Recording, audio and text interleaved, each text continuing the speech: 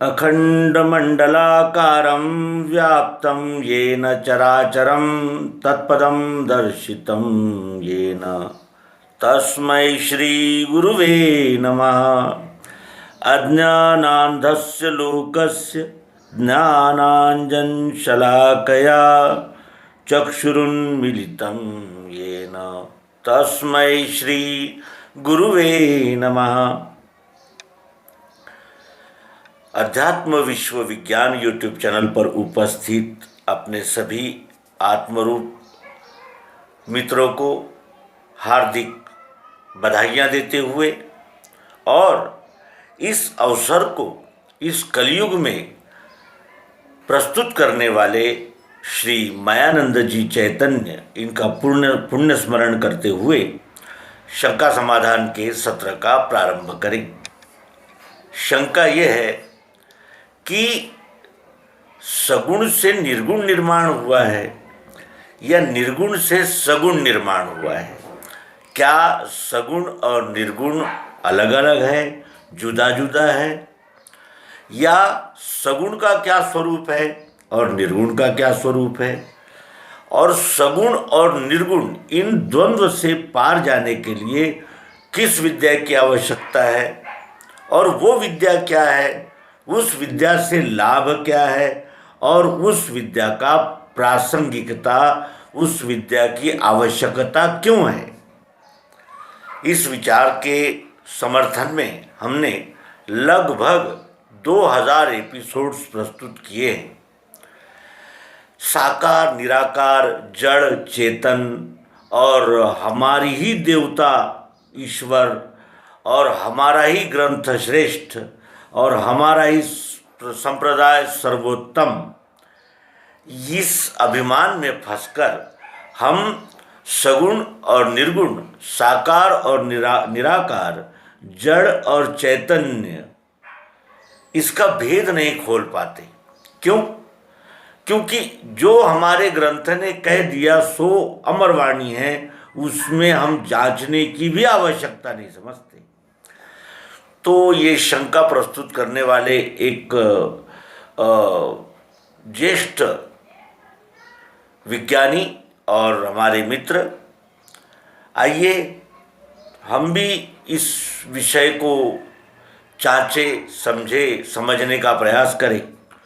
क्योंकि सगुण और निर्गुण, साकार और निराकार, इन्हीं दो द्वंद्वों में संपूर्ण मानवता फंसी हुई है और अपने अपने मतों को श्रेष्ठ समझते हैं, दूसरे के मतों को हीन समझते हैं। इस ग्रंथि को, इस गुत्थी को, इस गांठ को सुलझाया है श्री सद्गुरु भगवान मायानंद जी चैतन्य, इनके एक माइक्रो बुक ने, जिसका नाम है सर्वांग योग।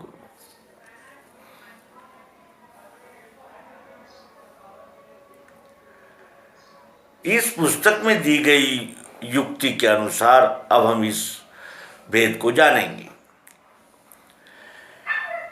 ये प्रयोग के लिए लिया गया इसी विश्व का एक पदार्थ है। हम भी अपने आगे कोई भी पदार्थ ले लें और उस पर प्रयोग करके जानें। ये एक वस्तु है, इसको हमने देखा तो इसमें रूप गुण है, रूप गुण इसमें है, तो इसमें भी है, इधर भी है, रूप गुण सर्वत्र है, ओत प्रोत है, कहीं भी इस रूप गुण को खंडना नहीं है, यानी ये गुणवान है, सगुण है। उसके अनंतर इसमें स्पर्श है, स्पर्श गुण इसमें है, तो ये गुणवान है, सगुण है, इसमें स्पर्श भाव है। पहले हमने इसमें रूप भाव देखा था, यहाँ से लेकर संपूर्ण, अब स्पर्श भाव देखा, यहाँ से लेकर संपूर्ण। उसके बाद इसमें आवाज़ है, लेकिन वो आती नहीं है अभी, उसको उसके लिए प्रयोग करना होगा। इसमें शब्द गुण यानी आवाज़ का गुण भी है, गुणवान है, सगुण है, और ये आवाज़ सर्वत्र है।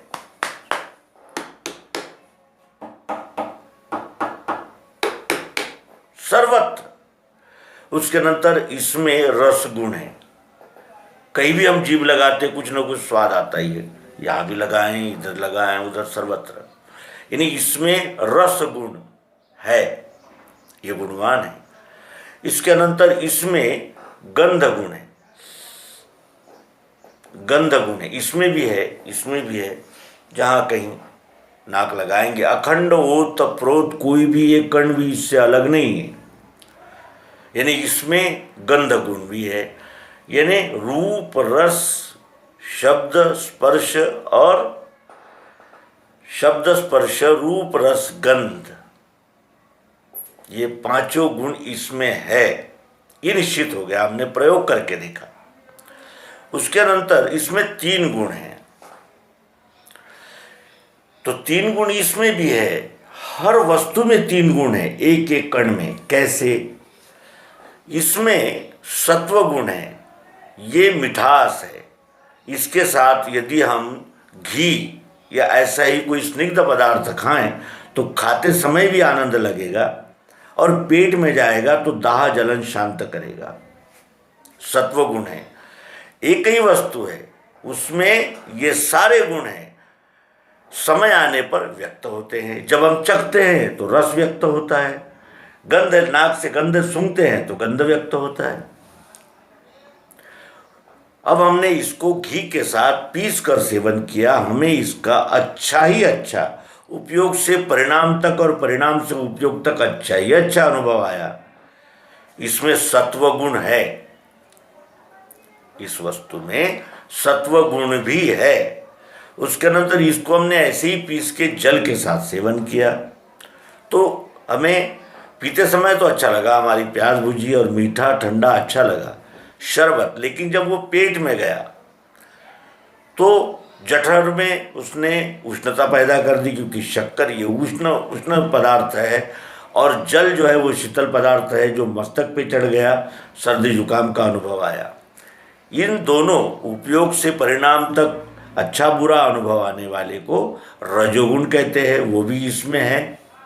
फिर हमने इसको ऐसे ही चबा के देखा तो दांत तकलीफ में आ जाएंगे, मसूड़े छिलेंगे और पेट में नीरी शक्कर जाएगी तो दाह ही करेगी।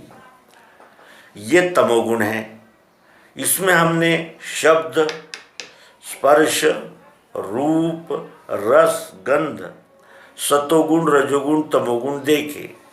इसमें अगर हम उपयोगी और कल्याणकारी बोल रहे हैं तो ये सतोगुण है, व्यावहारिक बोल रहे हैं ये रजोगुण है, और एकदम यानी बुरी ही बुरी बातें, श्लाघ्य बातें, निषिद्ध बातें, अश्लील बातें करने लगेंगे तो तमोगुणी हो जाएंगे। पुस्तक अच्छी है, यानी व्यवस्थित है तो अच्छी है, अच्छी बुरी, कुछ अच्छा है कुछ बुरा है तो वो रजोगुणी है, और बुरा ही बुरा है तो तमोगुणी है। हर वस्तु में ये 3 गुण रहते ही है। वस्तु के प्रयोग में आने के बाद ये व्यक्त होते हैं।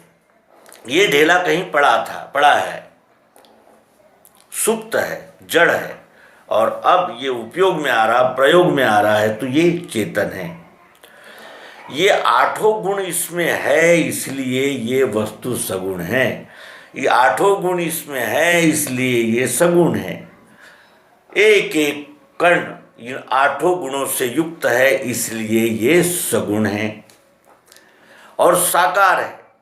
अभी इसमें रूप है, लेकिन क्या है, देखना पड़ेगा, यानी वो प्रयोग पे साकार होता है। अब रूप दिखा, अब गंध दिखा, अब रस दिखा, अब स्पर्श दिखा, देखना पड़ता। अर्थात प्रयोग में प्रकट होते हैं, प्रयोग के बाद प्रकट होते हैं, यानी साकार होते हैं, लेकिन प्रयोग करना होता है, तब ये 8 गुण इसमें से व्यक्त होते हैं। इन 8 का इसमें समावेश है, साकार है। अब यदि हम इस वस्तु को ही हटा दें और कहें कि हमें सफ़ेद रूप चाहिए, खड़बड़ रूप चाहिए, मीठा रूप चाहिए, गंध जो जिस प्रकार का है वो चाहिए, कैसे मिल जाएगा? जब ये आकार आएगा फिर आकार में उसका सब कुछ आएगा। ये आठों गुण इसमें है, सगुण है, और इन आठों गुणों को धारण करके उपस्थित है पदार्थ, तो साकार है। इसके अनंतर इसमें मिठास है, इसमें खाने की मिठास है, ये मिश्री है। इसमें देखने की मिठास है, इसमें पहनने की मिठास है, इसमें बोलने की मिठास है, इसमें सूंघने की मिठास है, इसमें ये कंप्यूटर्स वगैरह है, ये ऑपरेट करने की मिठास है, ये कैमरा है, ये दिखा। ये मिठास गुण कण कण में ओतप्रोत व्याप्त है। उसी तरह इस वस्तु में भी है, इस वस्तु में भी है, इस वस्तु में भी है। ये प्रियत्व इसका और एक गुण है। इसमें 9 गुण हमने देखे। अब इन 9 गुणों को अलग अलग करके देखें। इसमें से शब्द निकाला जा सकता है क्या, और स्पर्श अलग निकाला जा सकता है, कि रूप अलग निकाला जा सकता है, कि रस अलग निकाला जा सकता है, कि गंध निकाली जा सकती है। सत्वगुण अलग किया जा सकता है, रजोगुण या तमोगुण, या वो प्रियत्व भाव इस वस्तु में ओतप्रोत व्याप्त, चाह जरूरत प्रियत्व भाव, वो अलग कर सकते हैं। अच्छा, ये जो है ये दिखते हैं, शब्द,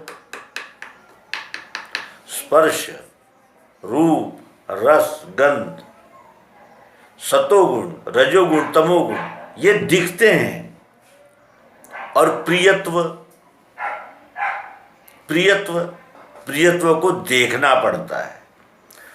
इसीलिए भगवान श्री मायानंद जी चैतन्य कहते हैं कि बुद्धि के बल से होवे अस्तित्व सिद्ध वस्तु का।